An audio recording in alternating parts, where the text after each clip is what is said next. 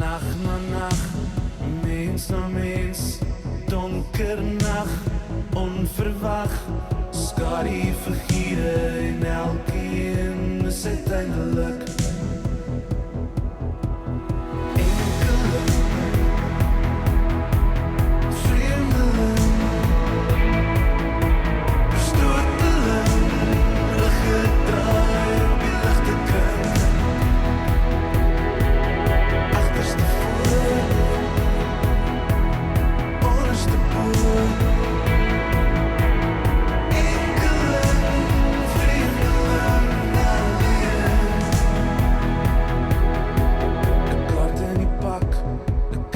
sak,